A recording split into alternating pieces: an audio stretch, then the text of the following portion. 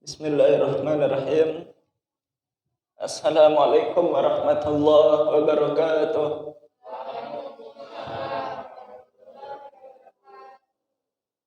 Alhamdulillah.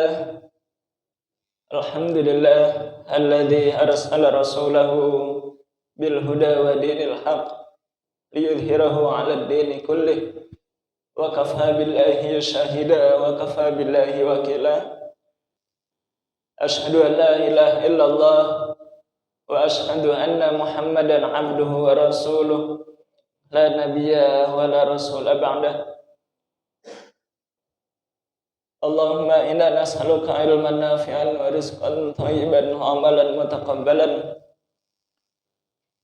Subhanaka la ilma lana illa ma 'allamtana innaka antal alimul hakim. Allahumma rabbana zidna ilman warzuqna fahma. Rabbi shrah li sadri wa yassir li amri wahlul 'uqdatam min lisani yafqahu qawli, amma ba'du. Bapak Ibu, alhamdulillah kita bersyukur kepada Allah Subhanahu wa taala. Pada kesempatan hari ini alhamdulillah kita masih diberikan kesehatan, kemudian masih diberikan kesempatan dan masih diberikan kemauan oleh Allah Subhanahu wa taala. 3 komponen ini penting. Kesehatan, kesempatan, kemauan. Sehat, kemudian nggak sempat, nggak mau, nggak bisa hadir. Pokoknya kalau salah satunya tidak ada, maka tidak bisa untuk beramal soleh. Maka 3 poin ini penting ya. Kesehatan, kemudian kesempatan, kemauan. Banyak orang yang sehat, banyak orang yang waktu luang, tapi karena nggak ada kemauan, nggak bisa duduk hadir di majelis ilmu. Maka alhamdulillah kita diberikan kesehatan. Mudah-mudahan kesehatan kita menjadi berkah. Kemudian kita juga diberikan waktu, diberikan kesempatan. Mudah-mudahan waktu kita, kesempatan kita juga berkah ya.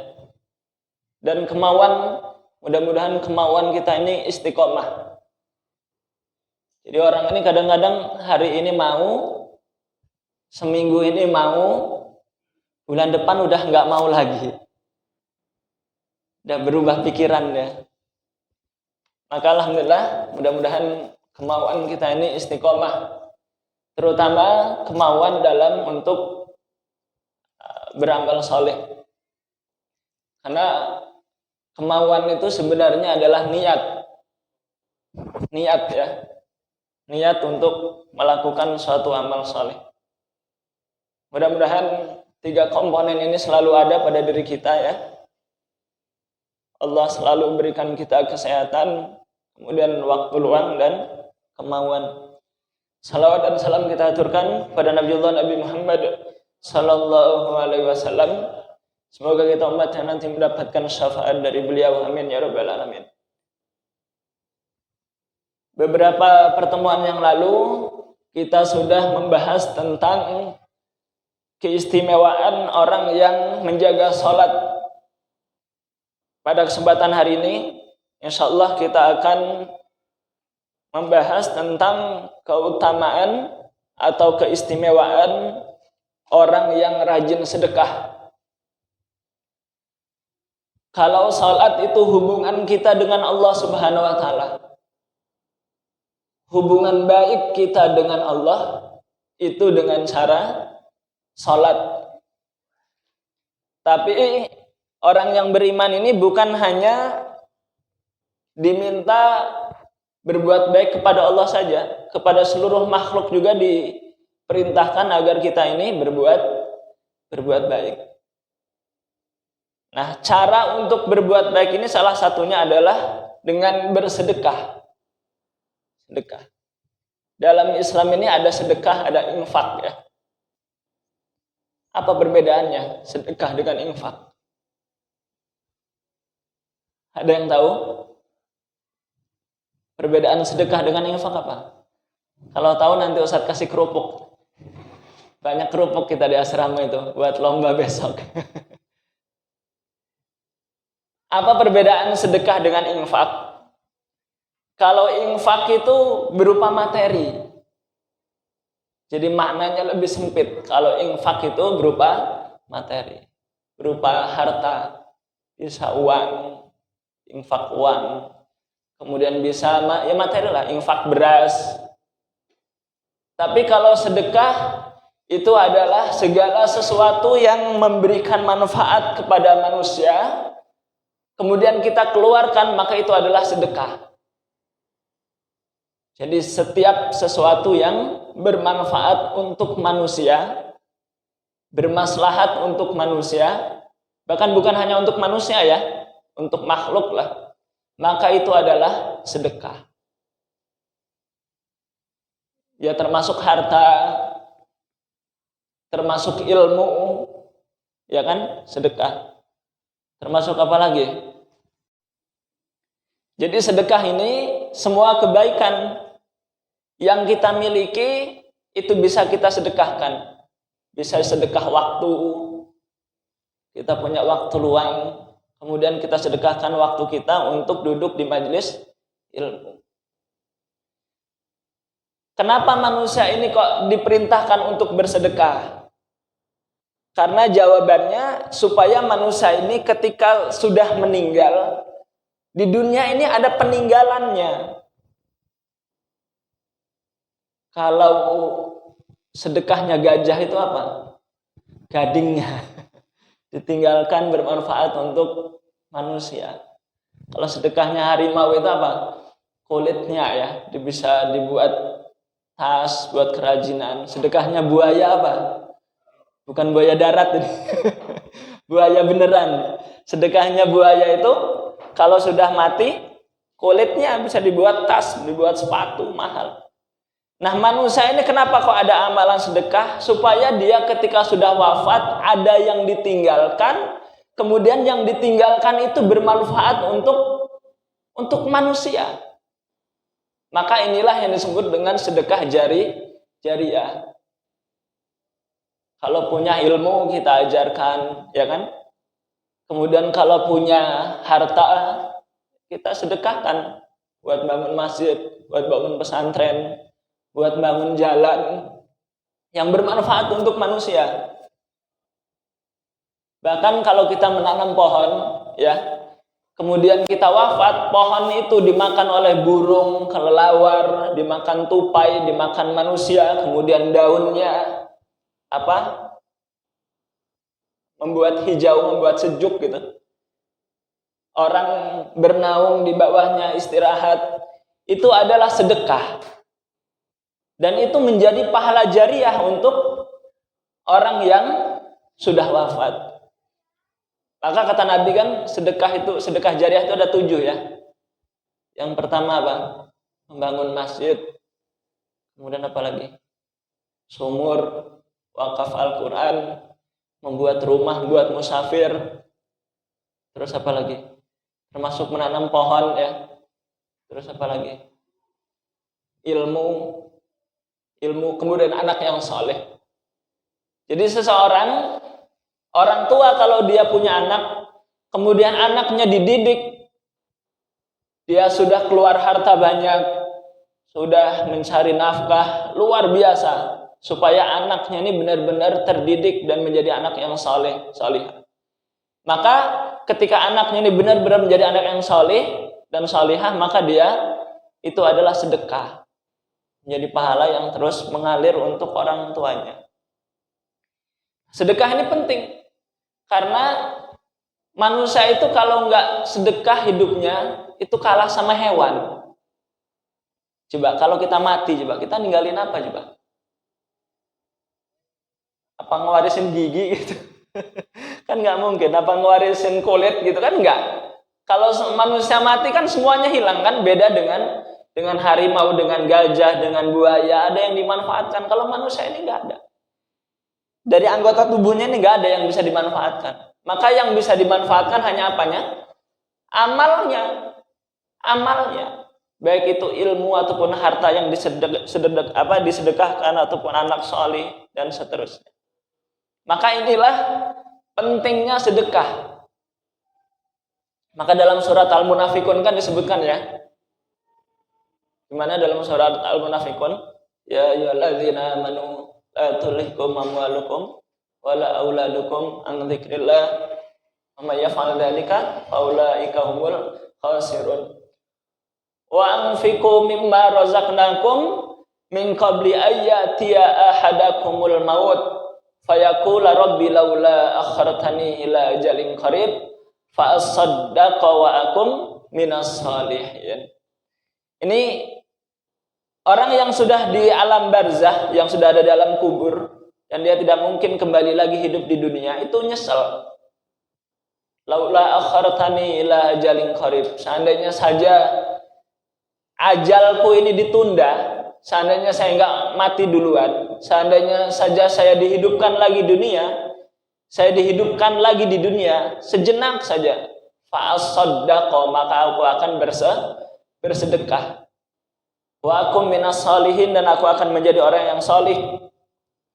Jadi penyesalannya aku akan bersedekah. Karena kata para ulama dalam tafsirnya, nanti dibuka ya, tafsir Al-Munafikun. Itu ketika pahala sedekah itu ternyata dinampakkan di alam kubur. Jadi dinampakkan di dalam kubur. Ternyata sudah diperlihatkan gitu. Ketika seseorang sudah di alam kubur. Dan alam kubur itu jauh lebih lama daripada kita hidup di alam dunia ini. Coba kalau kita sholat, paling berapa tahun sih kita sholat? Itu juga bolong-bolong, telat-telat gitu kan. Ya kan? Kalau kita mengandalkan pahala dari sholat kita, itu sangat terbatas. Paling ya 70 tahun, 80 tahun mungkin seorang itu sholat ya. Paling maksimal itu. Udah, begitu udah nggak sholat, udah nggak dapat pahala lagi, udah terputus. Tapi kalau orang itu punya harta, kemudian dia membangun masjid, coba bayangkan, dia sedekah, kemudian dikeluarkan sedekahnya untuk membangun masjid, walaupun dia sedekahnya 1 kotak keramik, 1 sak semen, 1 ember pasir semuanya. Walaupun sedekahnya seperti itu, karena dia tidak mampu, memang mampunya segitu. Maka ketika masjid itu digunakan untuk sholat, kemudian orang yang membangun itu sudah wafat, maka kira-kira dapat nggak dia pahala sholat? Dapat pahala sholat. Dia udah nggak sholat lagi, udah nyantai dalam kubur, tapi pahala sholat terus dapat. Ada orang baca Quran di masjid itu dapat. Itu kan luar biasa kan?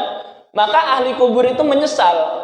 Laula akhartani ila ajalin qarib fa asaddaqa wa akum minas shalihin. Kalau saja aku hidup di dunia, dihidupkan lagi di dunia, maka aku akan bersedekah. Bukan aku mau haji, aku mau sholat, aku mau tahajud semalam suntuk, bukan itu yang dia mau, bukan. Tapi yang dimau adalah dia mau sedekah. Karena pahalanya betul-betul. Kalau nanti banyak ya hadis-hadisnya ya. Kalau dia sedang disiksa, maka siksanya akan diringankan dan diampuni. Karena sedekahnya terus ngalir ya, maka disebut dengan sedekah jariyah. Jariyah itu asal katanya jaro ya. Jaro yajri, ngalir. Terus berjalan pahalanya tanpa terputus. Sampai kapan? Sampai hari kiamat. Dan hari kiamat itu tidak tahu kan kapan terjadinya kan? Kita nggak tahu.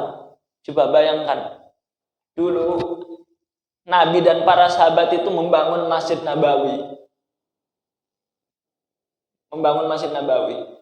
Dan Masjid Nabawi sampai sekarang masih digunakan untuk sholat.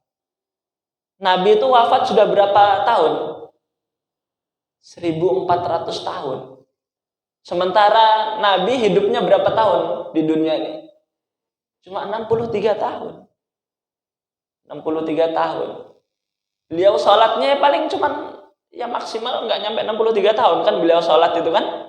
Mendapatkan wahyu usia 40 tahun kan? Berarti beliau itu sholat cuma berapa tahun? Ya sekitar cuma 23 tahun itu sholatnya. Tapi Rasulullah mendapatkan pahala yang luar biasa. Makanya beliau dijamin surga kan. Karena siapa? Karena orang yang sholat di Masjid Nabawi itu terus mengalir pahalanya. Begitupun para sahabat ya. Karena bangun Masjid Nabawi itu dulu ada yang nyumbang pohon kurma buat tiangnya. Ada yang nyumbang batu batanya itu buat batu batanya, itu pun nggak penuh gitu, setengah cuma. Di filmnya ada ya, di film apa itu, The Message, tentang apa Masjid Nabawi, membangun Masjid Nabawi. Nah itu pahalanya mengalir terus gitu. Selama berapa? 1400 tahun. Mengalir terus. Bahkan sampai nanti hari kiamat. Ada orang sholat di situ, para nabi dan para sahabat mendapatkan pahala. Termasuk ya ulama-ulama yang menjaga Masjid Nabawi ya sampai sekarang. Itu akan terus mengalir pahala. Maka amalan sedekah ini adalah amalan yang sangat penting dan sangat istimewa. Sangat istimewa. Maka kita harus bersedekah sesuai dengan apa yang kita miliki. Apa yang kita mampu, kita keluarkan sedekahnya. Nggak harus materi ya, bisa ilmu, bisa kebiasaan baik, itu sedekah. Kebiasaan baik kemudian diikuti oleh anak-anaknya, diikuti oleh murid-muridnya, diikuti oleh masyarakatnya, maka itu adalah sedekah. Maka hadisnya banyak ya tentang sedekah ini. Kama qala Rasulullah sallallahu alaihi wasallam, inna sadaqatas sirri tudfi'u ghadabar rabbi. Ini sedekah, keutamaan sedekah sembunyi-sembunyi ya. Sesungguhnya sedekah yang tersembunyi itu dapat meredam murka Allah Subhanahu wa taala. Jadi ada keutamaan sedekah sembunyi-sembunyi. Karena sedekah sembunyi-sembunyi ini peluang peluang diterimanya lebih besar daripada dia sedekah secara terang-terangan. Walaupun terang-terangan juga nggak masalah. Tapi kan tergantung niat seseorang ya. Kalau tujuan kita pamer ya supaya dia anggap dermawan, maka sedekahnya tidak diterima. Tapi kalau kita sedekah terang-terangan itu maksudnya supaya orang itu ikut. Supaya orang itu ikut, maka itu diperbolehkan. Maka itu diperbolehkan. Karena sahabat Nabi juga banyak yang sedekahnya terang-terangan kan. Ketika Nabi SAW mau perang Usrah, perang Usrah atau perang Tabuk ya. Itu perang yang sangat besar dan berat. Karena jarak tempuhnya jauh, pasukan musuh lebih banyak dan peralatan mereka lebih lengkap. Maka ketika perang Usrah itu sahabat Utsman bin Affan radhiyallahu anhu, beliau sedekah. Sedekahnya terang-terangan kepada para sahabat itu. Menyedekahkan berapa? 1000 ekor unta. Jadi 1000 ekor unta. Sedekahnya Utsman bin Affan radhiyallahu anhu untuk biaya di medan tempur. Dan ini diperbolehkan. Yang penting tujuannya bukan supaya untuk pamer. Tapi ada keutamaan yang dikhususkan untuk orang yang sedekahnya sembunyi-sembunyi. Tapi beda juga lah, saya sedekah sembunyi-sembunyi lah, soalnya sedekah saya ini kecil. Malu sama orang, itu nggak boleh juga itu. Karena ada orang itu sedekah ya, waktu mau masukin kotak amal dilipat gitu, mau masukinnya juga ditutup gitu. Karena cuma 2.000 ternyata ini masukin. Malu gitu. Nah itu nggak boleh juga gitu. Jadi bukan berarti sedekah sembunyi-sembunyi itu bagus juga, bukan. Tapi memang teks hadisnya seperti itu. Inna shadaqatas sirri tudfi'u ghadabar rabbi. Sesungguhnya sedekah yang tersembunyi dapat meredam murka Allah Subhanahu wa taala dapat menghilangkan murka Allah Subhanahu wa taala. Baik, makanya ketika ada orang yang bersedekah kemudian dia sudah wafat ya, ketika Allah itu murka, maka dengan aliran pahala itu maka murka Allah itu semakin bertambahnya waktu akan semakin hilang. Karena pahala kita terus mengalir.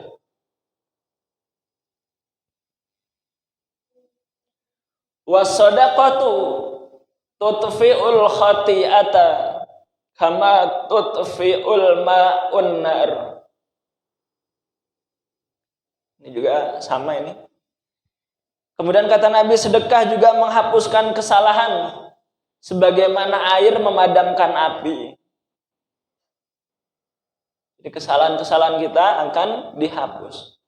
Kenapa kok seperti itu kesalahan kita akan dihapus? Ya karena tadi pahalanya akan terus mengalir. Karena kan nanti pahala dengan dosa itu kan ditimbang ya. Jadi pahala dan dosa itu akan ditimbang.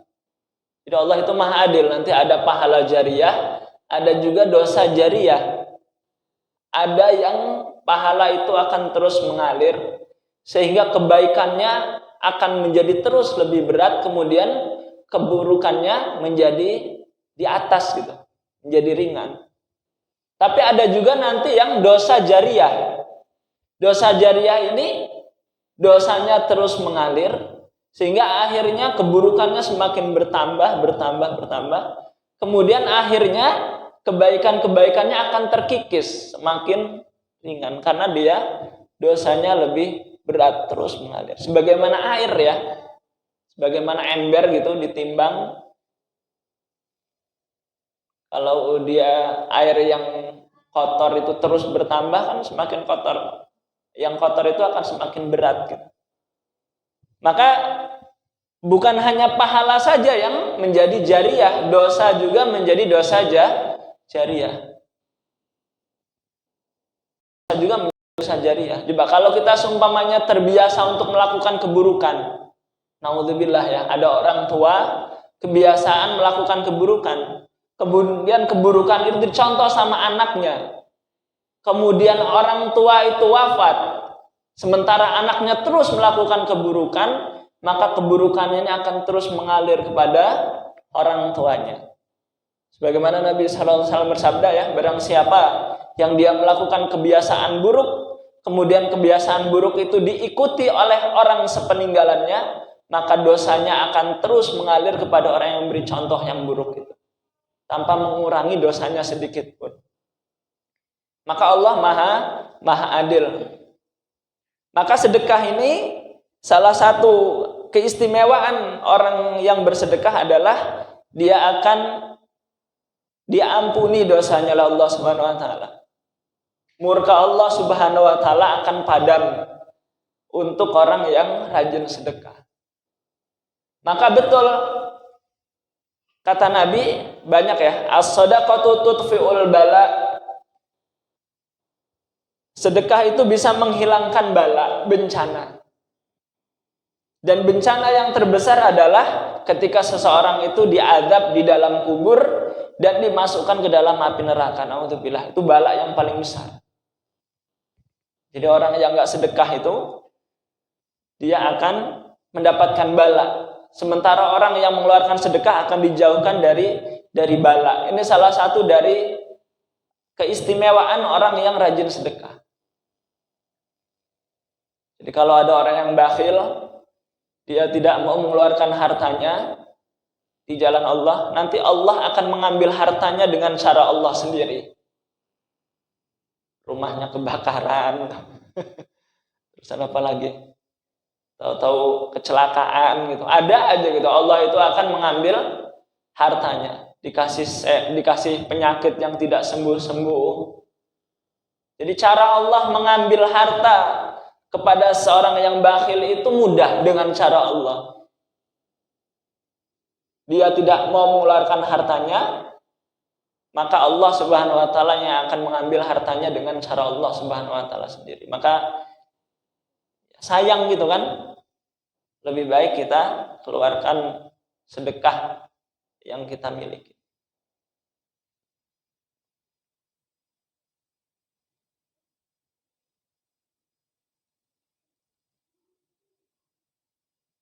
Dan sedekah ini jangan sampai tujuannya untuk dunia. Ini penting ini. Tujuan sedekah ini jangan sampai untuk dunia, ya. Karena sedekah ini adalah perintah Allah, kewajiban dari Allah Subhanahu wa taala. Maka ketika kita melakukannya jangan untuk kepentingan dunia. Jadi sedekah umpamanya 10.000, nanti Allah akan ganti 7 kali lipat. Kalau saya sedekah 10.000, berarti insya Allah ini nanti saya akan dapat uang 70.000 ya. Itu hitung-hitungannya untuk dunia, bukan seperti itu konsepnya ya, bukan seperti itu konsepnya. Jadi jangan untuk kepentingan dunia. Kan ada orang yang sedekah seperti itu ya, tujuannya supaya dia menjadi lebih kaya lagi di dunia ini. Nah ini keliru. Tujuan sedekah ini adalah memang itu adalah perintah Allah. Jadi dalam rangka kita melakukan kewajiban selaku seorang yang beriman kepada Allah. Itu kan sedekah itu kan sedekah sunnah, ada sedekah wajib ya. Sedekah wajib itu mengeluarkan zakat. Ya zakat fitrah itu termasuk sedekah juga. Sedekah wajib. Ada juga zakat mal ya. Nah itu termasuk sedekah wajib. Nah, karena itu adalah kewajiban, maka kita tunaikan. Dan tujuannya jangan sampai kita ini mendapatkan dunia. Justru para sahabat itu kalau sedekah kemudian langsung digenti itu khawatir. Balas di dunia ini, jangan-jangan nanti di akhirat udah nggak dibalas lagi sama Allah. Itu para sahabat, orang-orang yang soleh dulu itu kalau dia melakukan kebaikan kemudian langsung dibalas oleh Allah dengan kebaikan di dunia, itu khawatir, cemas. Jangan-jangan nanti di akhirat tidak dibalas lagi karena udah dibalas di dunia. Tapi kan kalau kita enggak gitu ya. Kalau udah sedekah tahu-tahu kok langsung dibalas, wow ini nih karena sedekah kemarin ini. Akhirnya sedekah lagi biar dibalas lagi katanya. Jadi konsepnya bukan seperti itu pola pikirnya. Jadi sedekah ini adalah tujuannya adalah kita melakukan kewajiban dan tujuannya hanya mengharapkan ridho dan pahala dari Allah Subhanahu wa taala. Jadi bukan tujuannya dunia. Maka kalau kita pola pikirnya seperti itu, insya Allah beramal itu akan istiqomah. Ya. Sedekah karena Allah. Udah sedekah banyak kok tapi masih nggak diganti juga gitu. Ya segini-segini aja gitu harta kita. Padahal sedekahnya udah rajin. Kalau orang niatnya ikhlas karena Allah, tujuannya pahala, tujuannya karena itu melakukan kewajiban, maka dia insya Allah istiqomah karena tujuannya pahala bukan tujuannya dunia. Tapi coba bayangkan kalau seumpamanya kita sedekah, udah sedekah 100.000, kok nggak dibalas 7 kali lipat? Udah sedekah lagi lah yang kedua kalinya, kok belum juga? Kira-kira besok sedekah lagi nggak? Enggak. Dia bosan, akhirnya amal itu nggak istiqomah karena tujuannya dunia. Sama sebagaimana sering saya sampaikan sholat duha. Sholat duha itu kalau tujuannya supaya dagangannya laris, itu pasti dia nggak akan istiqomah sholat duha. Kalau tujuannya dunia, saya sholat duha lah supaya dagangan saya laris. Udah sholat duha sebulan, 2 bulan, setahun, kok dagang masih sepi terus. Kira-kira dilanjutin nggak sholat duhanya? Enggak. Udah sholat duha tapi tetap dagang sepi. Akhirnya nggak sholat duha lagi, bosen dia, jenuh. Karena tujuannya supaya dagangannya lah. Coba kalau seumpamanya dibalik, begitu sholat duha ternyata benar dagangannya laris. Seminggu laris. Terus sebulan laris. Kemudian nggak sholat duha lagi. Oh ternyata tetap laris. Ternyata tetap laris. Akhirnya dia sholat apa enggak? Enggak, udah laris ini dagangan saya. Ngapain sholat duha? Karena tujuannya dunia. Maka jangan sampai amal akhirat kita ini untuk dunia. Bermasalah betul itu. Maka kata Imam Malik, beliau mengungkapkan seperti ini. Tidak akan ada amalan yang abadi jika dia tidak didasari dengan keikhlasan. Ini penting ini. Tidak akan ada amalan yang abadi jika tidak didasari dengan keikhlasan. Orang itu kalau udah nggak ikhlas pasti akan jenuh dia.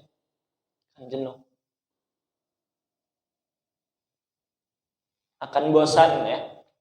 Tapi kalau tujuannya mengharap pahala, mengharapkan ridho Allah, dia beramal itu karena bekal untuk akhirat, maka dia tidak akan jenuh.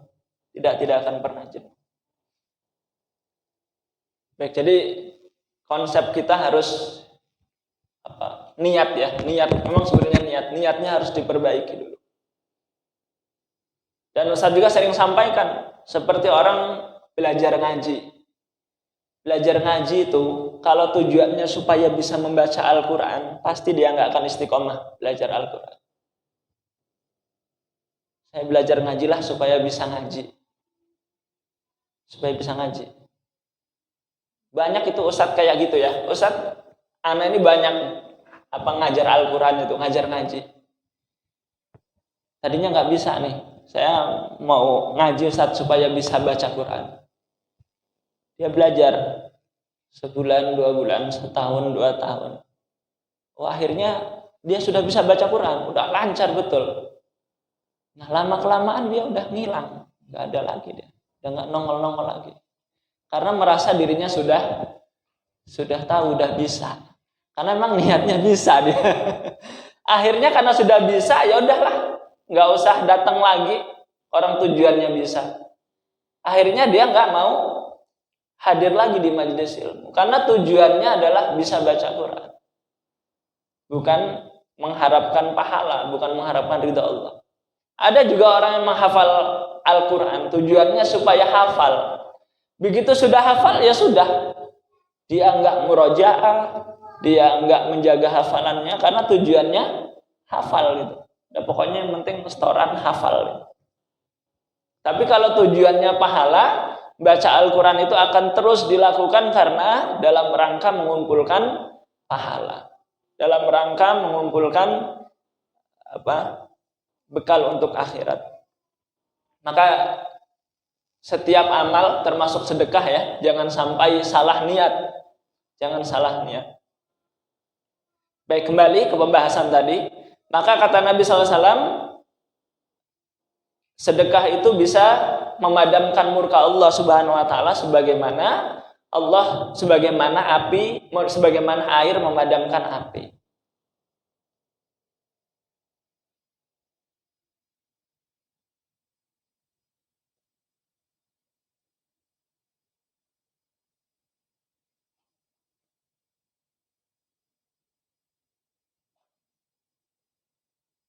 Kemudian kata Nabi sallallahu alaihi wasallam, sedekah itu sesungguhnya sedekah bisa mencegah seseorang dari su'ul khatimah. Jadi ternyata sedekah itu bisa mencegah seseorang dari su'ul khatimah. Ini salah satu dari keistimewaan orang yang bersedekah. Jadi sedekah itu bisa menyebabkan seseorang mendapatkan husnul khatimah. Kenapa? Kenapa kok bisa seperti itu? Kira-kira kenapa? Sedekah itu kok bisa menyebabkan seseorang mendapatkan husnul khatimah? Apa? Karena dengan sedekah itu seseorang meyakini bahwasannya setiap kebaikan itu adalah merupakan sedekah. Maka setiap kebaikan akan dilakukan. dilakukan. Dan dia tidak akan pernah melakukan keburukan. Karena waktunya adalah disibukkan untuk melakukan kebaikan.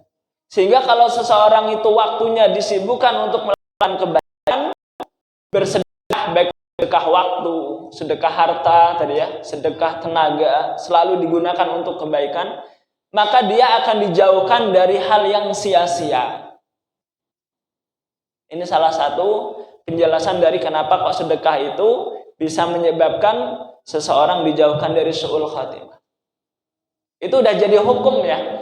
Kalau seseorang itu disibukkan melakukan kebaikan, maka dia akan dijauhkan dari keburukan.